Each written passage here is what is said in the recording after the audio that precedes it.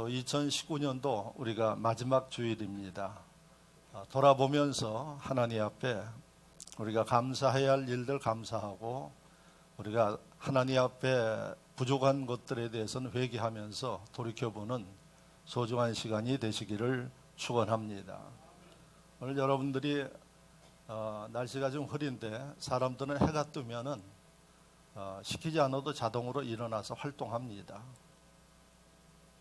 그런데 해가 떴음에도 불구하고 일어나지 못하는 이유는 뭘까요?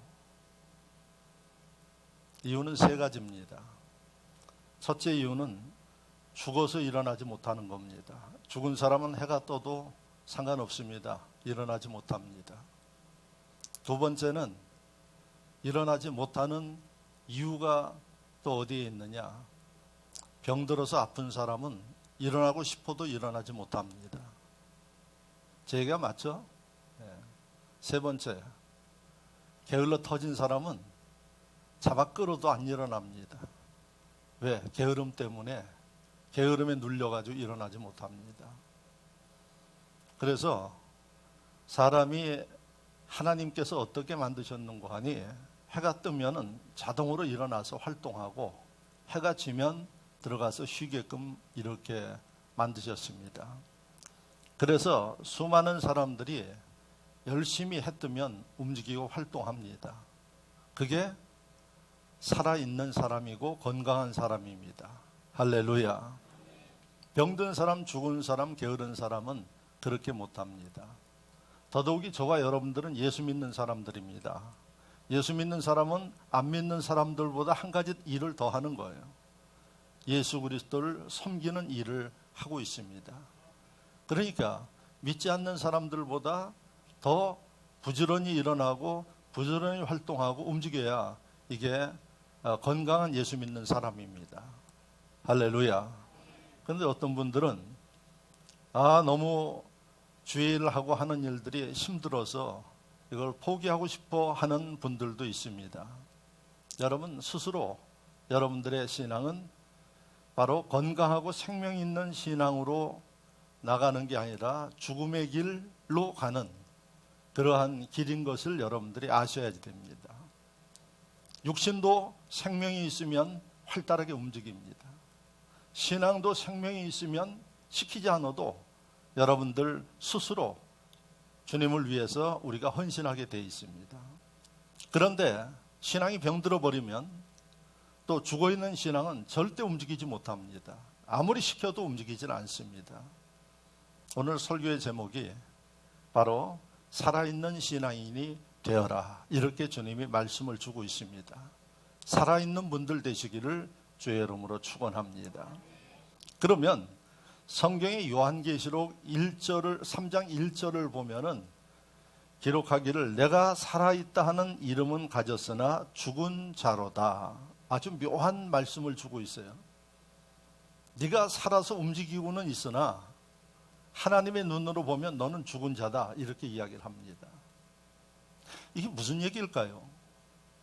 즉 이 이야기는 우리에게는 육만 있는 게 아니라 영적인 세계도 있어요. 영이 있어요. 그리고 혼도 있어요. 그래서 육을 위해서 열심히 먹고 움직이는 거, 이것만 하면은 영과 혼은 죽어 있는 사람이에요. 그러니까 하나님이 봤을 때 열심히 움직이기는 하는데 하나님 섬기는 그 일을 하지 못해요. 그러니까 그 심령들은 죽어 있는 사람이다, 이렇게 이야기를 해요. 혼이 죽어버린 사람은 아예 배우려고 하지를 않습니다. 우리의 혼은 어떻게 발전하는 거 하니 우리가 지식을 습득을 해야 우리의 혼, 이성이 발전하는 겁니다. 그래서 공부를 하는 거예요. 좋은 대학 가기 위해서 공부하는 게 아니에요. 원래 공부는 내 혼을 개발하기 위해서 하는 거예요. 나이가 들어도 혼이 깨어있는 사람은 끊임없이 책도 읽고 배우려고 노력을 해요. 그런데 혼적인 상태가 죽어있는 사람은 아무리 이야기를 해도 배우려고 하지 않습니다. 자, 그러면 오늘 요한계시록 3장 1절에 육은 살아서 움직이는데 영도 죽어 있어, 혼도 죽어 있어. 그런 사람들이 있다는 얘기입니다. 그래서 하나님은 그러한 경우는 불행한 일이니까 스스로를 말씀을 들으면서 깨닫고 나의 영과 혼이 죽어 있다 그러면, 병들어 있다 그러면 고치라는 말씀이 오늘 본문입니다. 그래서 건강하게 영의 활동을 하고 혼의 활동을 하는 이러한 심령이 행복한 사람이다. 이게 가르침인 것입니다. 그러면 여러분, 실제로 제가 성경 속에서 영과 혼이 죽어 있는 사람의 결과를 말씀을 드리겠습니다. 여러분들의 예수님의 12제자 중에서 돈을 맡아서 출납을 관리했던 사람이 가롯 유다예요. 가롯인 유다라는 사람이에요. 그러니까 예수님의 무슨 모든 돈에 관계되는 일을 맡았으니까 얼마나 신임받는 사람이었을까요? 그래서 항상 예수님 곁에 따라다녔어요. 그런데 이 유다가 예수님 곁에 따라다니면서 영이 병들어 버렸어요. 즉 성경은 뭐라고 기록하는고 하니 그 영 속에 보이지 않는 사단, 귀신이 들어가니까 이 영이, 하나님을 섬겼던 영이 변질돼 버렸어요. 그리고는 그 마음속에 악한 마음들을 갖게 되는 겁니다. 돈을 만지는 사람이니까 돈의 유혹을, 욕심을 갖게 되고, 그래서 그가 자기 스승 예수 그리스도를 팔아먹으려고 생각을 하고 있는 거예요. 영에 사단이 들어가니까 혼적인, 이성적인 이 생각도 마비가 돼가지고 사람이 상상할 수 없는 짓을 해요. 그래서 예수 그리스도를 팔아먹으려고 계획을 하고 있는데 예수님이 다 아셨어. 결국은 어떻게 했느냐? 예수 그리스도를 은 30개에 팔았어요. 그 당시에 성인, 건강한 사람들을 인신매매할 때 얼마에 파는 거 하니 은 30개에 팔았어요. 그래서 예수님은 30세 되어지신 건장한 분이기 때문에 은 30개를 받고 뒤에서 예수님을 팔아버린 거예요. 여러분, 가룟 유다, 영이 죽어 있고 혼이 죽어 있는 가룟 유다 은 30개를 받아서 부자 됐을까요? 행복했을까요? 돈은 생겼는지 몰라도 너무 고통스럽고 괴로웠어요. 그래서 성경을 보면 성경에 자살한 사람은 기록이 안 돼 있어요. 잘 나오질 않아요. 그런데 유일하게 가룟 유다는 목매에 달아서 스스로 죽었어요. 죽었는데 어떻게 죽었느냐? 목을 매달아서 처참하게 죽었는데 배가 터져서 죽었다고 그렇게 기록해요. 아주 리얼하게 기록하고 있어요. 이걸 뭘 이야기를 하느냐? 육은 살아있어요. 그런데 영이 죽고 혼이 죽어 있는 사람들은 결국은 그 삶이 불행하게 끝난다는 가르침이 바로 하나님의 말씀입니다. 그래서 오늘 저와 여러분들에게 당신의 영이 살아있는지, 당신의 혼이 살아있는지, 살아있는 신앙생활을 해야 된다, 이렇게 말씀하고 있습니다. 교회를 다녀요. 예배를 드려요. 그런데 가룟 유다 예수님을 따라다녔잖아요. 근데 예수님이 죽은 사람으로 보신 겁니다. 남들은 몰라요. 예수님은 정확하게 보시고 또 마지막에 가룟 유다가 예수님을 마지막에 팔기 전에 예수님이 최후의 만찬을 하면서 말씀하셨어요. 이 가운데 나를 팔 자가 있다. 누구를 위해서 그렇게 했어요? 가룟 유다, 너를 알고 회개하라고 주님이 그 말씀을 주신 거예요. 그럼에도 불구하고 죽어있는 영은 사단에 사로잡혀가지고 마음대로 할 수 없는 그의 영적 상태가 결국은 예수님을 팔고 마지막에 비참하게 죽었습니다. 오늘 이 말씀을 우리에게 주시는 여러분들, 현대신앙인들 가운데 교회는 다녀요, 몸이. 그리고 예수를 믿는다고 해요. 그런데 영적으로 죽어있는 사람들이 있다는 얘기입니다. 그래서 하나님은 오늘 나온 여러분들 살아있는 신앙인들이 되어서 어떤 결과가 있을까요? 요한 3서 2절에 사랑하는 자여 내 영혼이 잘됨 같이, 영혼이 잘됨 같이, 영과 혼이 잘됨 같이, 영과 혼이 건강한 사람, 바로 네가 범사가 잘 되고 할렐루야 강건하게 된다고 말씀하고 있어요. 여러분 요한 3서 2절 말씀에 우리를 만드신 하나님께서 축복의 비결과 건강의 비결을 말씀하고 있어요. 그게 먹는 거에 있지 않았어요. 나를 어떻게 잘 관리하는 데 있지 않았어요. 영혼이 잘 되라고 이야기를 하고 있어요. 영혼이 살아있는 심령은 여러분 육이 살고 건강하게 되고 하나님의 축복도 누리고 할렐루야. 그래서 하나님은 오늘 여러분들에게 당신의 영은 신앙생활은 살아있느냐 이것을 묻고 있습니다. 자, 그러면 우리가 살아있는 신앙인이 되기 위해서 어떻게 해야 되겠느냐 하는 얘기입니다. 그래서 오늘 저는 본문에 한 모델을 여러분들에게 말씀을 드립니다. 그 사람이 바로 사도 바울이에요. 사도라는 얘기는 직함이에요. 이름이 바울이에요. 근데 왜 사도라고 그러느냐? 사도라는 직함은 하나님의 복음을 전해서 예수 믿게 하고 그를 중심으로 교회를 세우면 사도는 그곳에서 저희들처럼 목회하는 게 아니라 떠나야지 돼. 다른 곳에 가서 또 복음을 증거하고 교회를 세우고 또 떠나요. 이 사람들을 사도라고 이야기를 해요. 저희를 목회자라고 이야기를 합니다. 그리고 목사로 부릅니다. 사도와 뭐가 달라요? 똑같이 복음을 증거하지만은 우리는 하나님이 맡겨준 그 울타리 안에서 복음을 증거하고 맡겨진 양들을 살찌우게 하는 사람들, 그래서 목회자, 목자, 목사 이렇게 이야기를 합니다. 그런데 오늘 본문에 나와 있는 바울은 사도예요. 복음을 전하면 다른 도시로 떠나야지 돼요. 그래서 여러분 하늘감리교회하고 저희 교회가 일루에다가 문화센터를 인수해가지고 지금 하고 있습니다. 그런데 이 문화센터를 했던 분이 선교사가 한 거예요. 그러니까 선교사들이 성도들 돈 받아가지고 교회 짓고 뭐 이런 일만 하는 게 아니라 여기는 전혀 다른 이 선교를 한 거예요.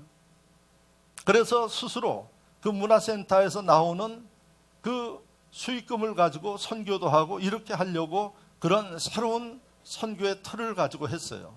10년간 그 곳에서 사역을 해가지고 잘 갖고 왔어요. 그런데 이 사람은 선교사예요. 선교사는 명령하면 옮겨야지 돼. 그래서 그 선교단체는 한 곳에서 10년이 있으면 다른 곳으로 가도록 돼 있어요. 그러니까 잘 읽어놨지만은 누군가에게 이거를 남겨주고 가야지 돼. 근데 그때 누가 걸렸는고 하니 바로 하늘이감리교회 지목사님하고 저한테 그 일을 좀 맡아서 했으면 좋겠다. 여러분 10년간 일군 그거를 저희들이 맡아가지고 지금 하고 있는 게 선교센터입니다. 그러니까 오늘날에 사도와 비슷한 분들은 선교사예요. 한 곳에 복음을 증거해서 교회를 세우고 또 때가 되면 또 다른 곳으로 옮겨서 복음을 증거하고. 그래서 사도 바울이 사도기 때문에 한 곳에 있지 못하고 곳곳에 다니면서 복음을 전했어요. 사도 바울은 오늘 말씀에 벌써 세 번째 아시아하고 유럽 지역을 다니면서 복음을 전했습니다. 오늘 세 번째 말씀이에요. 그래서 세 번째 말씀, 이 복음을 증거하기 위해서 유럽과 아시아를 다녔는데 4년 거쳐서 다녔어요. 그런데 오늘 본문에 이 세 번째 전도 여행을 어떤 목적으로 다녔느냐? 두 번째 가서 교회를 세운 곳곳의 교회들을 둘러보고 이제 터전인 예루살렘으로 가기 위해서 세 번째 선교 여행을 떠난 거예요. 그곳이 어딘고 하니 지금 그리스, 그 다음에 그리스를 중심으로 한 그쪽 유럽 지역에 교회를 세웠어요. 이 교회들이 잘 되고 있는가를 둘러보고 지금 자신이 활동하는 예루살렘으로 돌아가려는 그때에 배를 타고 지금 터키 지역에 있는 밀레도라는 그 지역에 배를 타고 내렸어요. 내린 이유는 뭔고 하니 거기에서 가까이 있는 에베소라는 지역에 교회를 세웠는데 그 교회가 상당히 중요한 교회예요. 그리고 그 교회를 위해서 봉사하고 헌신하는 장로님들이 그 교회에 많이 있었어요. 그렇게 사도 바울이 오늘 본문에 뭐라고 기록했는가 하니 17절에 우리는 앞서 배를 타고 17절 바울이 밀레도에서 사람을 에베소로 보내어 교회 장로들을 청하니 이렇게 돼 있어요. 그러니까 18절에 오매 그렇게 기록되어 있죠. 장로님들이 바울이 지금 밀레도에 왔다고 이야기를 하니까 한순간에 달려온 거예요. 달려온 그 장로님들을 향하여서 사도 바울이 지금 18절부터 이야기를 쭉 해나가는 겁니다. 그 이야기의 내용이 뭔고 하니 내가 장로님들과 함께 복음을 증거하고 교회를 세웠을 때에 고통을 당하고 핍박을 받고 하는 이런 아픔의 이야기들을 쭉 지나간 이야기들을 합니다. 그러면서 내가 오늘 장로님들과 성도들을 보자고 한 것은 오늘이 여러분들하고 볼 수 있는 마지막 기회이기 때문에 내가 보자고 한 겁니다. 그렇게 이야기를 해요. 그래서 여러분 25절 말씀을 보면은 보라 내가 여러분 중에 왕래하며 하나님의 나라를 전파하였으나 이제는 여러분이 다 내 얼굴을 다시 보지 못할 줄 아노라. 마지막에 만남이기 때문에 마지막 그리운 사람들의 얼굴을 보고 내가 이제 갈 길을 가야 합니다 하고 초대를 한 거예요. 그런데 사도 바울이 이런 이야기를 하고 나서 자기가 앞으로 해야 할 일이 무엇인지를 아주 정확하게 이야기를 해놨어요. 그게 그 다음에 나오는 말씀인데 24절 말씀을 보시기 바랍니다. 내가 달려갈 길과 주 예수께 받은 사명 곧 하나님의 은혜의 복음을 증언하는 일을 마치려 하면은 나의 생명조차 조금도 귀한 것으로 여기지 아니하노라 이렇게 이야기를 하고 있어요. 그래서 내가 당신들을 보고자 한 것은 마지막 시간이기 때문에 보자고 이야기한 거고 그 이후에 내가 무슨 일을 하느냐 나는 예루살렘에 가서 거기 가면은 나를 붙잡으려고 기다리는 사람이 있다고 이야기를 해요. 이것까지 알고 있어요. 그런데도 예루살렘으로 가겠대요. 그래서 여러분 22절 말씀을 보면 알 수 있어요. 보라 이제 나는 성령에 매여 예루살렘으로 가는데 거기서 무슨 일을 당할는지 알지 못하느라. 그리고 오직 성령이 각 성에서 내게 증언하여 결박과 환난이 나를 기다린다 하시나. 성령님께서 내게 예루살렘으로 가라고 말씀하시는데 말씀하시길 너 예루살렘에 가면은 고난과 환난이 기다리고 있지만 예루살렘으로 가라 이야기를 한 겁니다. 그래서 여러분 웬만한 사람 같으면 도망가죠. 차일피일 미루죠. 아마 우리나라 요즘에 뉴스 보니까 어디 어느 지역에 있는 울산 지역에 있는 그 정치하는 사람이 뭐 부정선거를 해가지고 조사를 받게 되니까 집을 가택수색하는데 배를 타고 일본으로 도망갔대요. 그래서 도망갔다 그러니까 난 도망간 게 아니라 거기 일 보러 갔다 왔다고 그러면서 들어와서 잡히는 모습 여러분들이 인터뷰하는 모습 봤죠. 여러분 분리하면 도망가는 사람들 많습니다. 예? 그리고 분리하면 오리발 내미는 사람들 많아요. 그런데 사도 바울 뭐라고 이야기를 합니까? 성령이 일러주고 있어요. 너 예루살렘에 가면 너를 붙잡으려고 기다리고 있다. 그리고 고난과 환난을 당한다. 그러나 가라! 이게 바울이 이 이야기를 하는 거예요. 장로님들에게, 성도들에게. 그러니까 이 이야기를 듣고 에베소에서 예루살렘 소식을 들은 이분들이 사도 바울을 잡아서 죽이려고 기다리고 있는 것을 소식을 들었어요. 안 됩니다 하고 이야기를 해요. 눈물을 흘리면서 만류해요. 그런데도 사도 바울이 뭐라 그러는 거 아니? 이게 나의 사명이고 하나님의 뜻이기 때문에 가야 한다 하고 뿌리치고 갑니다. 오늘 떠나기 직전까지의 내용이에요. 그리고 그 장로들과 성도들이 붙잡는 내용은 그 다음에 나와요. 여러분 이 말씀이 우리에게 주는 의미가 뭔고 하니 신앙생활은 이렇게 하는 거예요. 서로 아껴주고 격려해주고 만나면 이렇게 즐겁고 또 헤어질 때 그 안타까움으로 눈물 흘리고 하는 게 신앙생활인데, 오늘날 신앙생활하는 잘못된 모습들을 보면 싸움박질하는 일이 비일비재해요.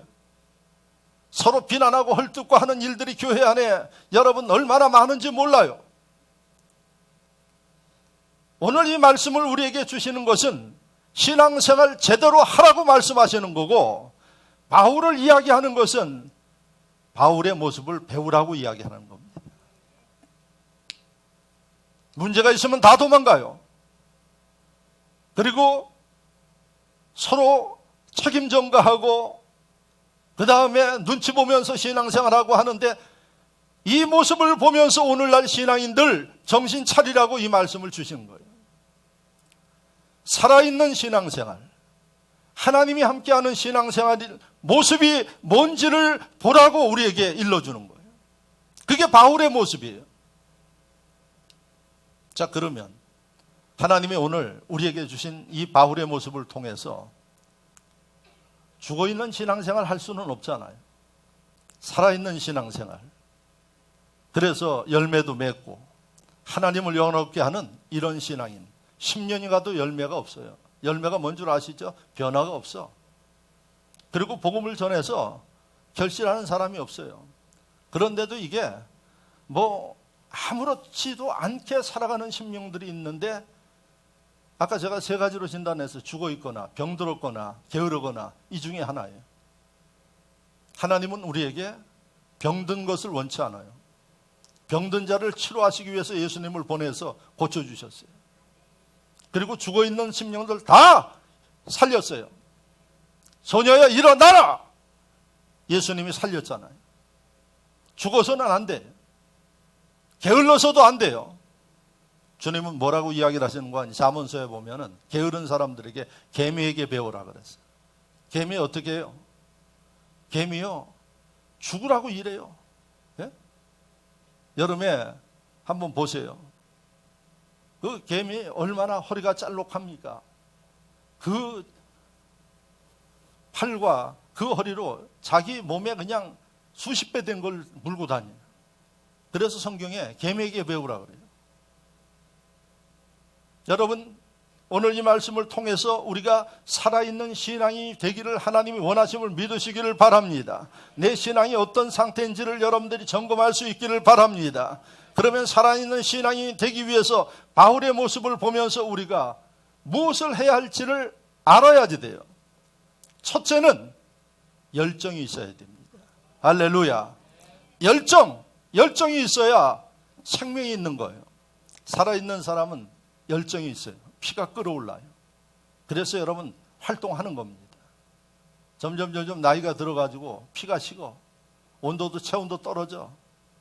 그러면 여러분 활동하지 못해요. 하고 싶어도 못해요. 그렇기 때문에 열정이 있어야 이 심령이 살아있는 심령이에요.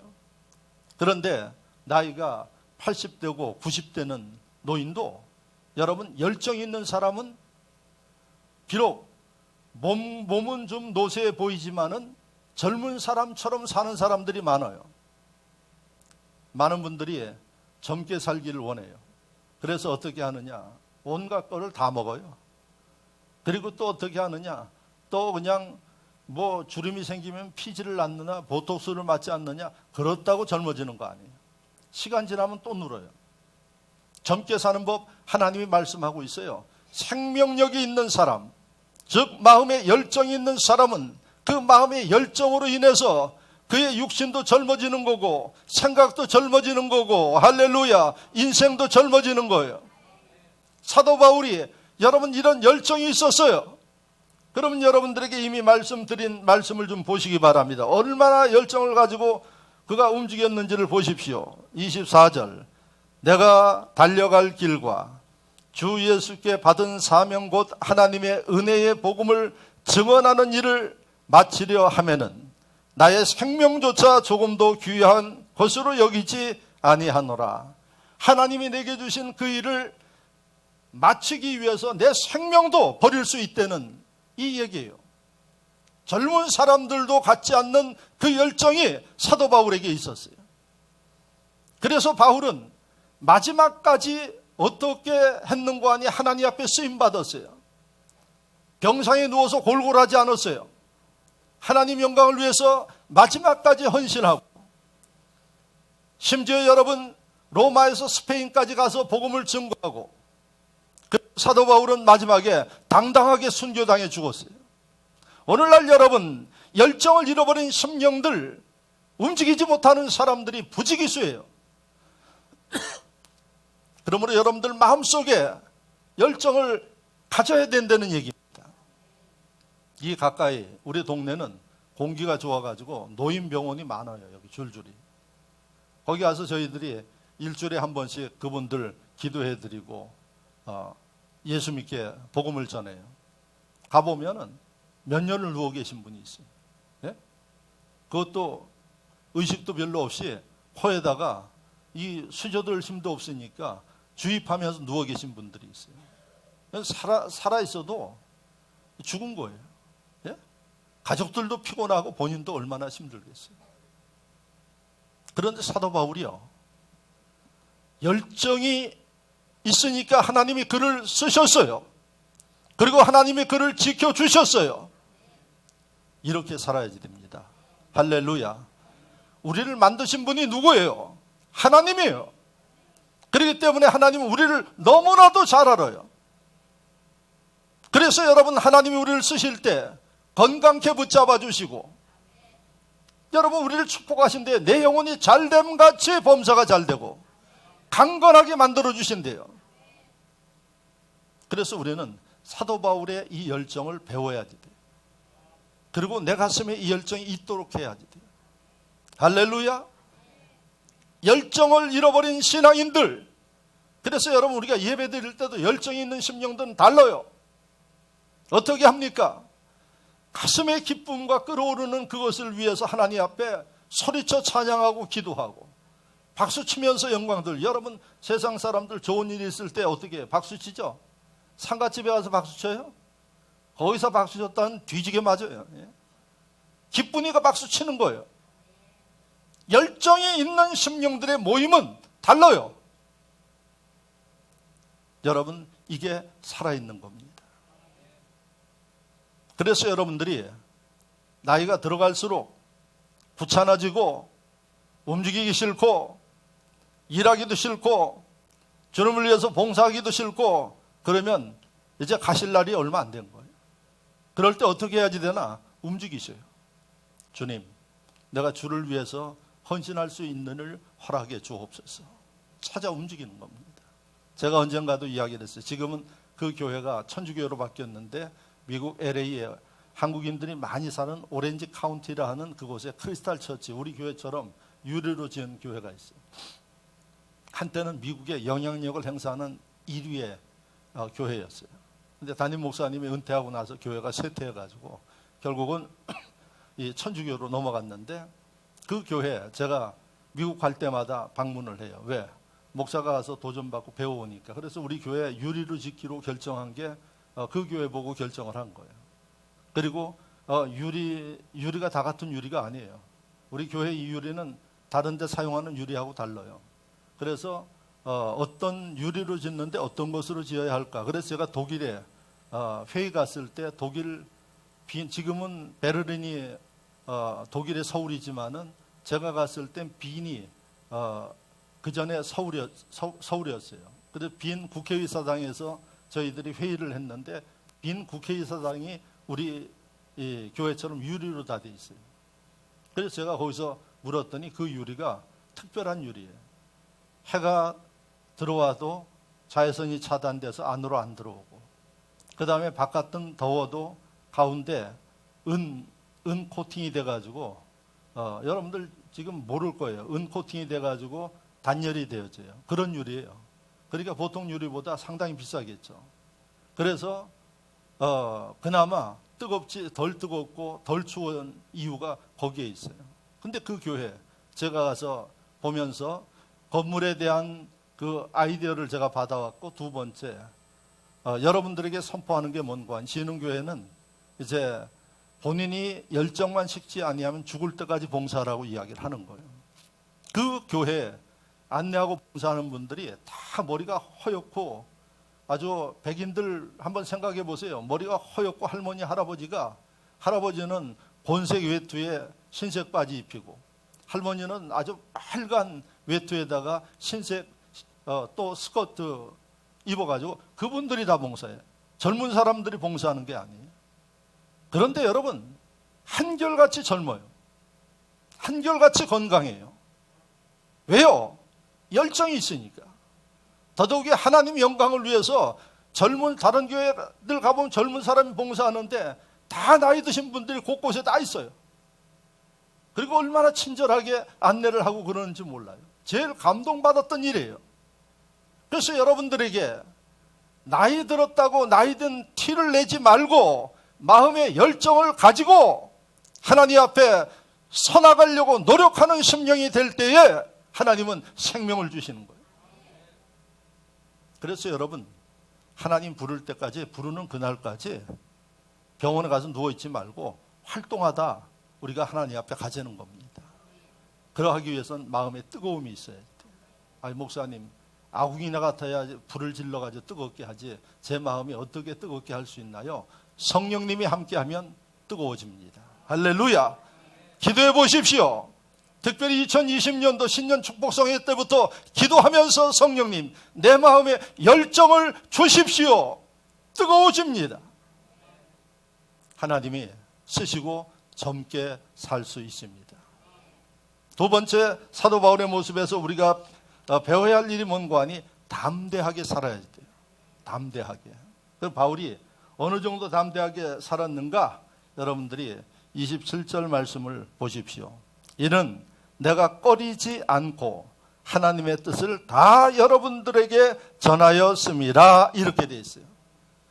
당신들에게 반대하든 찬성하든 간에 꺼리낌 없이, 꺼리지 않고 여러분들에게 복음을 전했다고 이야기를 해요. 이 꺼리되는 단어를 우리나라 말로 보면은 좀 막힘없이 이런 뜻인데, 예수님이 사용한 그 원래 단어로 보면은 어떤 뜻이 있는 거 아니? 이게 뒤로 당기다, 위축되다, 움츠러들다, 이런 의미가 있어요. 그래서 꺼리되는 이 말씀은 여러분 위축된다는 얘기예요. 뒷걸음질 한다는 얘기예요. 그런데 꺼리지 않고라는 단어를 쓴 걸 보면은 사도 바울은 어떤 상황이든 누구를 만나든 간에 막힘없이 앞을 향해 나가고, 막힘없이 할 얘기를 하고, 막힘없이 도전하고, 할렐루야. 이게 꺼리고에는 단어의 의미예요. 그러니까 사도 바울의 모습을 보면 담대하게 살았어요. 그래서 여러분, 담대하게 외치니까 하나님이 역사하셔요. 기적이 일어납니다. 심지어 사도 바울은 여러분, 자기가 한 사람 한 사람 기도해 주기 때문에 여러 사람을 기도해 줄 수 없어요. 그러니까 먼 곳에 있는 사람에게 어떻게 했는가 하니 자기의 손수건을 주었어요. 갖다 얹어라! 병이 나을 것이다. 병이 나았어요. 아니, 손수건을 얹었다 안 나면 어떡할 거예요? 웬만한 사람 못해요. 근데 사도 바울은 담대하게 하는 거예요. 그래서 여러분들이 생명력 있는 심령이 되기 위해서 해야 할 일은 하나님의 일이든 세상 일이든 두려워하지 말고 하셔야지 돼. 나이가 들면 뭐라 그러는 거 아니야? 이제 나이가 들어가지고 이제 못해요. 여러분, 못해요 하는 그 얘기는 그 인생 끝난 겁니다. 우리가 생명이 있는 한, 사도 바울이 이때 나이가 몇 세인가 하니 약 60세 가까이 됐을 때예요. 사도 바울이. 그러면 여러분들, 60세면 지금 뭐 청춘이죠. 여러분, 2000년 전에 60세예요. 대한민국에 40년 전에 평균 나이가 얼마인가 하니 50세예요. 60세도 못 살고 죽었어요. 그런데 2000년 전에 사도 바울이 60세면 지금 80세 이상 된 나이예요. 80세 이상 된 노인이 하는 얘기예요, 지금. 두려움 없이 누구를 만나든 당당하게 한다는 얘기예요.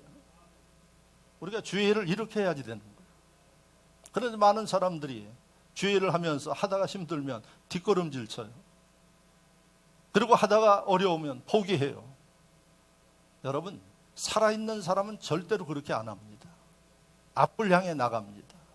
왜 그럴까요? 앞을 향해 나가는 담대한 심령들 위해 위로부터 지혜도 오고, 할렐루야, 힘도 주시고 능력도 주시고 필요하면 주님이 앞장서서 하십니다. 그래서 여러분, 하나님은 강하고 담대한 사람들을 들어 쓰는 겁니다. 그런데 여러분, 지혜롭지 못한 사람은 스스로 자기를 여러분 두려운 사람으로 만들어요. 여러분들 마음속에 두려움이 올 때 예수 이름으로 물리치십시오. 그리고 담대한 사람이 되십시오. 하나님의 일을 할 때도 환경 보면서 여러분 계산해서 일하는 게 아니라 불가능을 가능케 하시는 하나님이요. 세상 가운데 살아가면서도 마찬가지입니다. 여러분들이 환경 보면서 절망하지 마십시오. 하나님을 바라보십시오. 그분은 말씀하십니다. 능치 못할 일이 없다고 이야기를 합니다. 그렇기 때문에 우리가 무슨 일을 하든 간에 누구를 만나든 간에 담대한 마음을 가지고 나가는 심령들이 되시기를 축원합니다. 요한복음 16장 33절에 예수님이 말씀하시기를 잘 들으십시오. 이것을 너희에게 이르는 것은 너희로 내 안에서 평안을 누리게 하려 함이라. 세상에서는 너희가 환난을 당하나 담대하라. 내가 세상을 이기었노라. 세상 일을 하는데 우리가 여러 가지 어려움으로 두려움 가운데 있을 수 있어요. 그때 너희는 믿지 않는 사람처럼 두려워하지 말고 담대하라. 하나님을 의지하고 나갈 때 하나님은 세상을 이긴 분이기 때문에 너희를 이길 수 있게 해주신대요. 닫혀있는 환경이 열려지고 여러분들 마음속에 두려움의 문제들이 해결되고, 할렐루야, 생명력이 있는 사람들은 이렇게 두려워하지 않고 산다는 겁니다. 사람인데 어떻게 두려움이 없겠어요? 마음에 두려움이 생겨요. 목사도 마찬가지예요. 그런데 중요한 게 그 두려움을 하나님이 어느 순간부터 없애주세요. 그리고 그 마음에 믿음을 주시고 평안을 주십니다. 할렐루야. 여러분, 목사도 지는 교회를 2번 건축하는 과정에 아주 여러분들이 고민하지 못하는 많은 일들이 있어요. 어떨 때는 밤잠을 자지 못하고 하나님 앞에 기도하고 그럴 때도 많았습니다. 인간이기 때문에 걱정될 때도 있고 또 마음에 초조할 때도 있어요. 그런데 거기에 눌려서 여러분들이 주저앉으면 그는 죽는 겁니다. 하나님 살아계시기 때문에 함께해 주시고 지혜 주시고 능력 주십시오. 틀림없이 그분은 살아계세요. 그리고 그 하나님은 우리에게 담대함을 줍니다. 자기도 모르게 그 마음속에 믿음이 생기고 할 수 있다는 마음이 생기고 그 믿음대로 움직일 때 하나님은 불가능을 가능케 해주십니다. 그러므로 생명력 있는 신앙인이 되기 위해서는 마음의 두려움을 물리치십시오. 그리고 담대하게 사십시오. 마지막으로 3번째, 사명을 위해서 살아야 됩니다. 사명. 아까 사도 바울이 사명이라는 얘기를 했어요. 24절에 보시면 내가 달려갈 길과 주 예수께 받은 사명 곧 하나님의 은혜의 복음을 증언하는 일, 이게 사명이에요. 사도 바울의 사명은 내가 로마까지 가서 복음을 증거하는 일을 완수해야 되겠다는 얘기예요. 그래서 내가 예루살렘으로 가서 붙잡혀서 죄수의 몸으로 배 타고 로마까지 가겠다는 얘기예요. 무엇 때문에? 사명. 사명은 하나님께서 우리에게 맡기신 일이에요. 여러분들이 세상에 살면서 해야 할 일이에요. 먹고 살고 잘 놀고 즐겁게 사는 게 사명이 아니에요. 우리가 세상을 위해서 할 일이 있어요. 뭐라고 그랬습니까? 성경에 너희는 빛과 소금의 직분을 감당하라 그랬어요. 그래서 우리는 하나님께 받은 사명이 있어요. 그 사명이 뭔가 하니 복음을 증거해서 주님을 알지 못하는 심령들을 살리고 세상 가운데 생활하면서 먹고 살기 위해서 일하지만 각자 있는 곳에서 빛을 발하고 소금의 사명을 감당하고 부패한 세상을 여러분 소금으로 부패를 방지하는 일들을 하게 하고, 이게 우리의 사명이에요. 이 사명을 여러분들이 잃어버리면 먹고 사는 존재로 전락합니다. 그냥 즐겁게 노는 존재로 전락합니다. 이들은 어떤 특징이 나오는 거 하니 욕심을 부려요. 욕심 때문에 부정부패해요. 마지막은 감옥 가는 일 남았어요. 예수 믿는 심령들 가운데 자신의 사명을 잃어버린 심령들, 세속화될 수밖에 없어요. 나중에 여러분 사탄의 도구로 전락할 수밖에 없는 겁니다. 하나님이 내게 맡기신 사명을 찾으셔야지 돼. 내 할 일을 찾아서 놓치지 아니하고 감당할 때 그 심령 위에 건강 주시고 힘 주시고 능력 주십니다. 2020년도를 준비하는 여러분, 여러분들의 사명을 찾기 바랍니다. 그리고 2020년도 시작과 함께 사명을 해서 사도 바울처럼 비록 자신을 잡으려고 기다리고 있지만 달려갈 수 있는 이런 지혜로운 심령들이 되시기를 축원합니다. 사명을 잃어버리면 비참하게 됩니다. 여러분, 우리 사회를 보십시오. 여러분들이 투표를 해서 대통령도 뽑고 국회의원들도 뽑았어요. 뽑은 이유는 뭘까요? 그분들에게 내가 표를 던져서 당신들을 지도자로 세울 테니까 대한민국을 잘 이끌어주고 모든 백성들 평안하게 살게 해달라고 여러분들이 뽑았어요.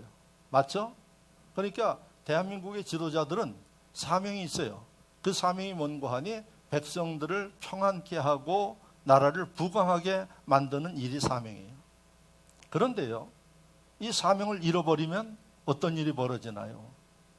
이제 욕심을 부리고 그 다음에 부정부패를 행하고 사명을 잃어버린 사람들이 하는 일이에요. 그래서 우리는 혼란스러운 이 시대를 지금 보고 있습니다. 여러분, 지도자들이 지도자로서 해야 할 일들을 못하니까 나라가 시끄러워요. 그리고 나라가 자꾸 부정부패하는 일들 날마다 자꾸 일어나면 터져나오는 이 모습을 여러분들이 보고 있어요. 사명을 잃어버린 그 심령들은 어떻게 될까요? 최후가 여러분 비참해집니다. 왜? 하나님은 살아계세요. 하나님은 지금도 누구에게도 두 눈을 그냥 크게 뜨고 우리를 바라보고 계세요. 그래서 여러분, 불의한 일들에 대해서는 반드시 심판하십니다. 역사를 보면은 그런 사람들 치고 제대로 된 사람이 없어요. 그런데 여러분, 국민들이 세워주면 국민들 두려워할 줄 알고 그 다음에 자나깨나 국민들을 어떻게 잘 살게 하기 위해서 노력하고 그러면 도둑질 안 합니다. 여러분, 부정부패 하라 그래도 못해요. 왜? 사랑하니까. 사랑하는 백성들을 위해서 도둑질 하겠어요? 안 합니다. 하라 그래도. 이 시대에 여러분 보면 사명을 잃어버린 지도자들이 부지기수예요. 그래서 여러분, 대한민국이 어지러워요. 국민들 이야기하지만 국민들 팔아먹는 일이죠. 진짜 국민들을 위하면 대한민국 이렇게 안 되잖아요. 여러분, 사돈 낱말하지 마세요. 여러분들이 사명을 잃어버리면 똑같은 사람들이, 내가 하나님 앞에 해야 할 일들을 하지 못하면 사단이 역사하고, 여러분 그로 인해서 여러분들도 욕심 부리고 부정하고 하나님 보시기에 불의하고 똑같아요. 그래서 오늘 하나님은 우리에게 사명을 잃어버리지 말아라. 네가 할 일이 뭔가를 알아라. 그리고 그것을 위해서 사도 바울처럼 두려워하지 말고 목숨도 아끼지 아니하고 달려갈 때 하나님은 여러분들 삶을 주관하시고 이끌어 주시겠다는 말씀이 오늘 본문의 말씀임을 믿으시기를 바랍니다. 힘있게 여러분 살아있는 신앙인답게 여러분들이 신앙생활하고 세상 가운데서 살아갈 수 있기를 주의 이름으로 축원합니다. 말씀을 생각하며 다 같이 한 목소리로 기도합니다. 이제 하나님 앞에